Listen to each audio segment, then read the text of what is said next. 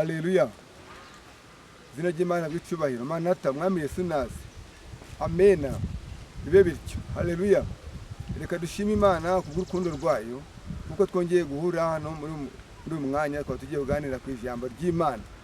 Ijambo ryanditswe n'abahanuzi b'Imana. Ryanditswe kugira ngo ritwigishe. Ryigishe abo muri icyo gihe, abo muri iki gihe n'abo mu bihe bizaza. Reka turebe neza ubu butumwa dufite aka kanya bugiye kuza butubwira ngo twikosore dukosore imibereho yacu kandi dukore n'ibikwiriye muri ubu buzima. Reka dushime Imana. Haleluya. Reka turebe isomo riboneka muri Yakobo ibice 5 ibyo tugiye guheraho rivuga ngo iteka ryakiriwe ku batunzi b'abanyabugugu. Hano umurongo wa mbere baravuze ngo ngaho yemwe batunzi mwe nimurizwe muborozwe n'ibyago mugiye kuzabona. Ubutunzi bwanyu buraboze n'imyenda yanyu iriwe n'inyenzi, izahabu zanyu n'ifeza zanyu ziriwe n'ingese.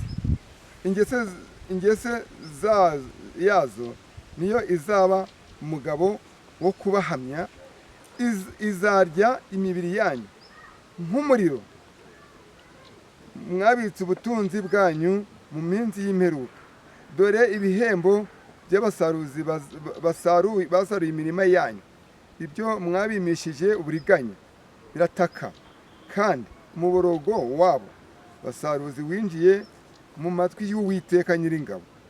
Mwadamarariye mu isi mwishimira ibibanezeza, bibi mwihagije mu mitima ku munsi wo kurimbuka. Umukiranutsi mwamuciriye kwiteka muramwica atabarwanya. Umukiranutsi mwamwimye akazi, umukiranutsi mwaramugambaniye, umukiranutsi mwaramwanze. Hari abantu banga abakiranutsi. Reka turebe kuri ubu butunzi bw'isi bari kuvuga ngo buraboze. Ngo ngaho yemwe batunzi mwe nimurizwe muborozwe n'ibyago mugiye kuzabona. Ubutunzi bwanyu buraboze n'imyenda yanyu iriwe n'inyenzi, izahabu zanyu n'ifeza zanyu ziriwe n'ingese. Ingese yazo nizaba umugabo wo kubahamya, izarya imibiri yanyu. Muri iyi minsi rwose ibi bintu narabibonye. Umugabo ntabwo nibuze kuvuga izina rye, bamwe mwamumenya, ariko yari afite abagore 3, afite abana benshi. Umugabo yagabiraga imiryango, akabaha ibyo byo kurya bibakeya bibakwiriye, akabaha imitungo mikeya, ubundi amataje, imitungo, amamodoka. Nta n'umwana we yigeze aho imodoka ngo ayitware, ahubwo yashaka abashoferi baturutse ahandi. Abana barakuze bageraho abasore bashaka za perime, bamuciye haravuga ati mwashaka mutashaka ibyo ntabwo ntacyo bindebaho. Kubera abana yabaye yavuga ati nzabarira amashuri muzishakira ibyanyu. Ariko byari gutangaza nuko yaje gupfa abana n'abagore bakagabana imitungo. Abagore 3 bagabanya imitungo baherezamo abana. Uwa mbere yagera akagura moto kayigenda uko ashaka, kayidagaduraho iminsi mike ngo yapfuye ngo yagize gute. Abandi bagura amamodoka baratwara. Kubera igihwaba imodoka zabo zimwe zirahirima izindi zirangirika. Abandi bakorera mu bihombo. Bahise bavuga bati etaje no kuyigurisha, barayigurisha iragiye. Ariko mu bigaragara ese uwo muntu katwibaza, uwo muntu hari icyo yakoze mu murimo w'Imana? Hari icyo yakoze mu murimo w'Imana? Si ubutunzi mufite mwibuka ko mugomba kubukoreshereza Imana mu byayo. Iri somo rirakomeye cyane. Iri somo ni Yohana ni Yakobo warivuze. Ubutunzi bw'isi buraboze. Reka turebe n'ijambo Yesu yivugiye ubwe. Yesu ubwo ari kubwira umutunzi, umusore w'umutunzi. Iby'umusore w'umutunzi ngo nuko umuntu aza ahari aramubaza ati, mwigisha mwiza, nkore cyiza kingo ntabwo ubugingo buhoraho. Biboneka muri Matayo 19:16. Nuko uyu mutunzi uko turibona muri Matayo 19:16 umurongo wa 16, uyu mutunzi nawe yabonye Yesu ari kwigisha, maze abantu bose baraza barakorana baruzura ahantu hose baba benshi. abona ukuntu Yesu n'abigishwa be bamaze kuba nk'abasitari, abantu babonaga bati karibu. Ariko ubundi mwabonye Yesu hari imirimo bakoraga kugira ngo babone ibyo kurya, ariko abantu barabahaga bakabahereza ibyo kurya, bakabaha ku mazahabu, bakabaha ku mafaranga, ariko n'igihe babaga bishaka bagenda bakaroba. Ese tumugende mushyira hari indobani, bakaroba amafi menshi bakagurisha bakabona amafaranga yo kubatunga, ariko ibyo ntabwo babigize umwuga. Abantu babahaga ibyo kurya bihagije bagakora umurimo w'Imana. Ubwo rero icyo nshatse kubabwira ni iki kimwe, kugira ngo mwumve ko umutungo mufite mugomba gukorera Imana, kandi mutibagiwe gusura leta rwose. Leta niyo ya mbere tugomba kwitaho tukayisorera, twarangiza twibuka no gutura abakozi b'Imana bikabafasha. Aba bari gukora umurimo w'Imana bose, urabona nko hano kuri Channel Ubugingo Buhoraho dukeneye ubushobozi bwinshi, dukeneye no kuzakora ibintu birenze ibyo dutekereza, ariko namwe munakeneye kugira ngo muzashyiremo ubushobozi bwanyu. Inkunga yanyu mukeneye kirakenewe, yaba subscribe, yaba n'indi nkunga yose. Ibyo nibyo Imana izabategeka, ntabwo ariko tugomba kubibategeka. Imwe Imana nimubona abibahatira muzabikora, ariko icyo dushaka kuvuga ngo turebe ubutunzi bw'isi, impamvu yakubavuze ngo buraboze. Kamanze sengura isomo kugira ngo nje ku isomo rya kabiri, manze kuryitaho iri somo ngo ubutunzi ngo amazabo araboze. Aravuga ngo n'imibiri yanyu ageze ku muntu wanyu ngo n'imibiri yanyu iraboze. Abantu rwose bari kurundanya ibintu by'isi bagashaka kubyishyiraho. Yarangiza yabateye yabirya kabiri akavuga ngo ubu ngubu umuvuduko waje, umutima waje, impyiko yaje, ntabwo uzongera kurya ibyo kurya bikaranze, ntuzongera kurya birimo umunyu, ntabwo uzongera kurya kunywa inzoga nziza, ahubwo ugiye kuza unywa amazi, urya ibiryo bidakaranze, ibijumba byokeje, ugiye kuza urya ibishyimbo by'imibaga. Abantu batazi ibanga ryo muri iyi minsi, abantu bari gusubizwa ku biryo bisanzwe, bari gusubizwa ku biryo biciriritse, ibijumba n'ibishyimbo n'utuboga, wagira ngo umuntu abone isogo. Byaba ari byiza cyane. Udukarishye turakenewe ku bantu benshi, ku banyamivuduko n'abandi bose. Ibi rero ni ibigaragaza neza yuko tutagomba kwiringira iyi si ngo twiringire ubutunzi, kuko nta ideni zabaho mu isi na rimwe. Ideni zongera kubaho ari uko Yesu yayigaruye. Haleluya! Yesu azayigarura, kandi ideni zongera kubaho n'ubugingo buhoraho uko buzongera bukagaruka, niko na ideni zagaruka. Tugiye kuzongera kubaho neza, ariko muri iyi si byo nta munezero w'isi. Ujya kunezererwa bikabiragiye. Hari umuryango umwe nzi n'ubundi wari ukomeye cyane, nuko yari umuntu w'umusaza ugeze muri pansiyo, ageze aho yari afite inka ikamwa, yari afite imirima, yari afite intoki, yari afite amasaka, yari afite ibishyimbo. Abantu bose barazaga bakarya, abashyitsi bose bazaga bakavuga bati mfite ikibazo cy'ahantu nacumika, tukomeza hariya kuri musaza.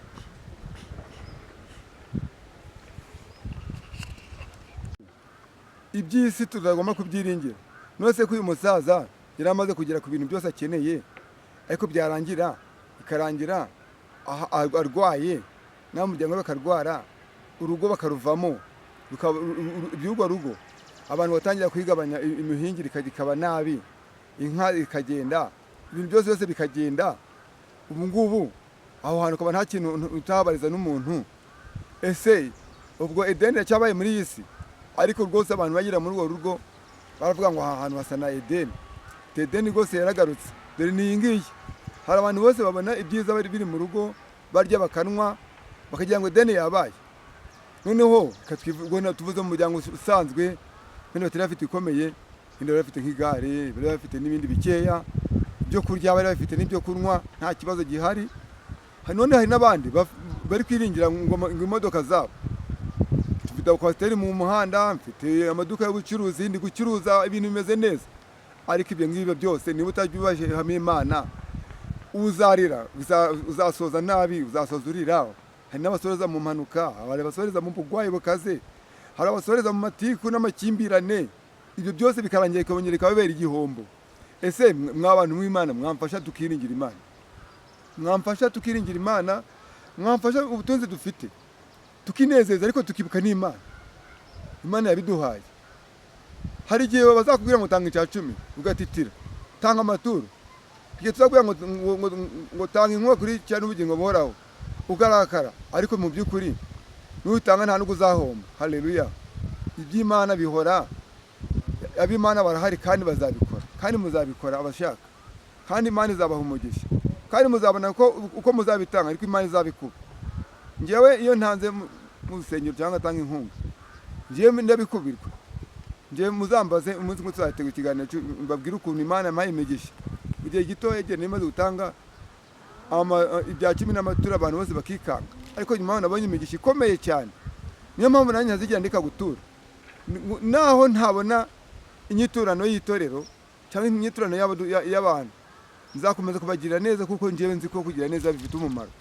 Reka turebere isomo twari tumaze kubona ry'umutunzi biboneka muri Matayo 19:16 ry'umusore w'umutunzi.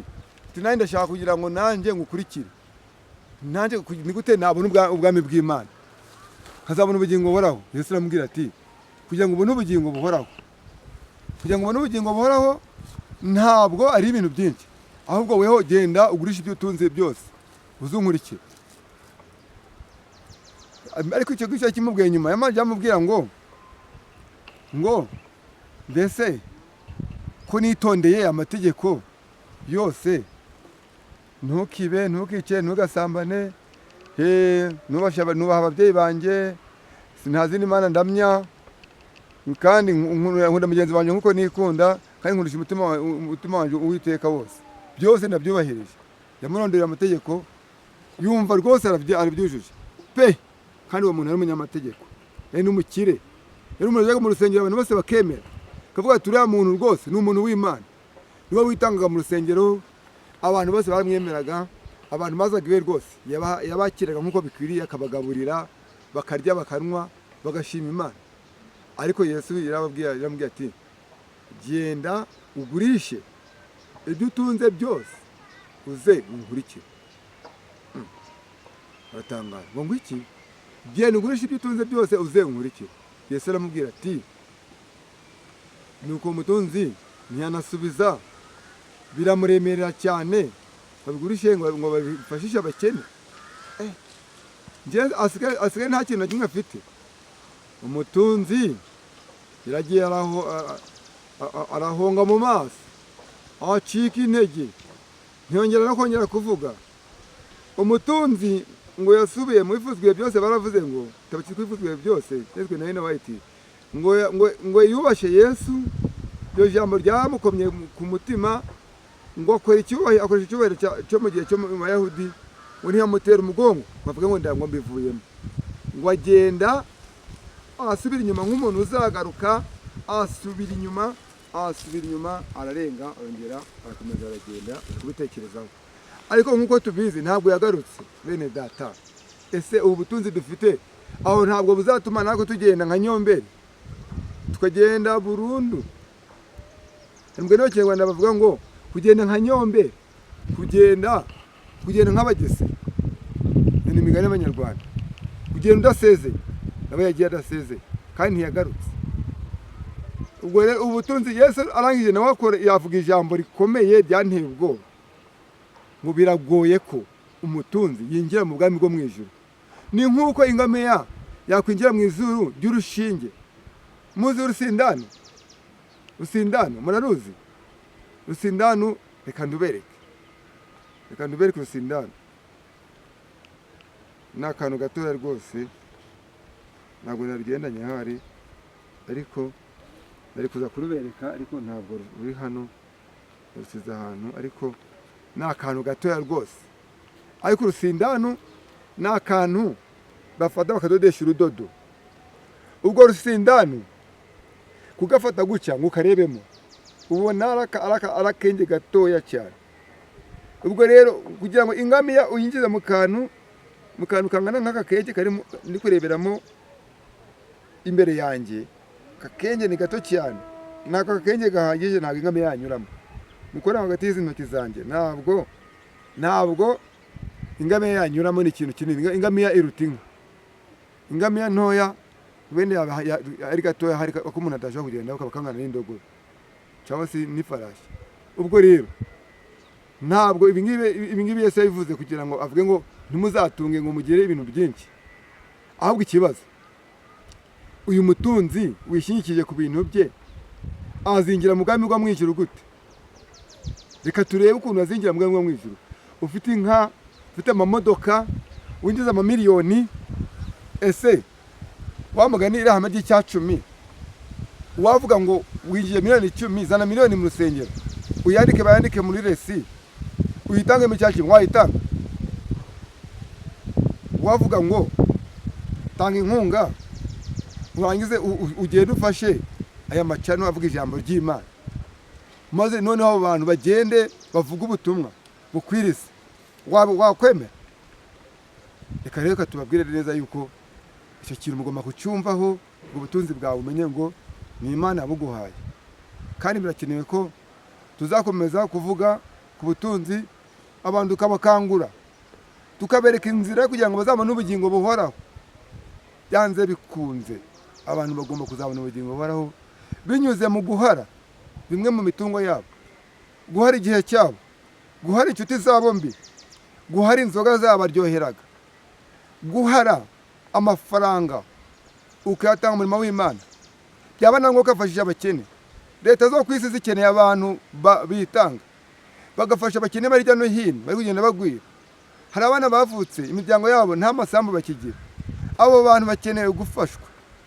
Ukamubwira uti fata 2,000 ugende wongeranye urangure ibisheke, urangure voka, wabona bishoboka mu 50,000 ukamuha 100, ukamuha 200, nawe akanyana kiteza imbere, nawe akazanyana akagenda mu modoka nk'abandi.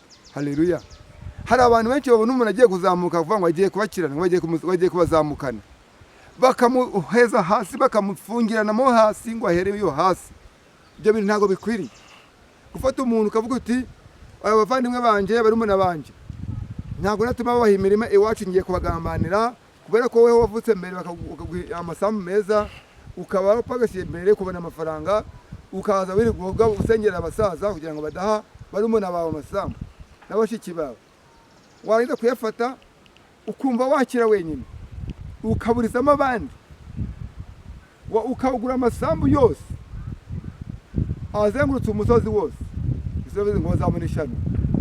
Abantu bagura amasambu bakimura abaturanyi bakabajana kure bagatura bonyine mu gihugu. Icyo ni ishano rikomeye. Umubwiriza yarabivuze, wanditse igitabo cy'umubwiriza umwami Salomo. Aho bazabona ishano, umuntu akwiye kugira abaturanyi yaterwa bakamutabara. None wewe wabimuye ngo kugira ngo ukundigire isambu nini? None se kugiye kuzaterwa akabara no gutabara? Kuze bizagera nijoro mu nzira ufite ibyo bifaranga bakabikwambura, bakagutera bakabikwambura bakabijyana bakakwica. Ese ibisigaye bizabibyande? Muzagura amasambu ariko muze mwifuza no guturana n'abandi. Uri nawe ureba abantu, bese hari umuntu waba warakijije kuri isi. Usiba ubwo nakije abana banje, undi muntu wakijije. Hari umuntu wabonye ababaye uramutabara. Reka rero tubifurize kugira ngo namwe murebe icyo mugomba gukora. Ahubwo niba mudafite abo gutabara, muzafata amafaranga imitungo imwe mujyane muri leta. Mujye marikije muri leta, leta ifite byinshi byo gukora. Yakora bikaba inyungu ku bantu benshi. Shaka bafata isambu kanyukandikira muri leta uti isambu nyahaye leta.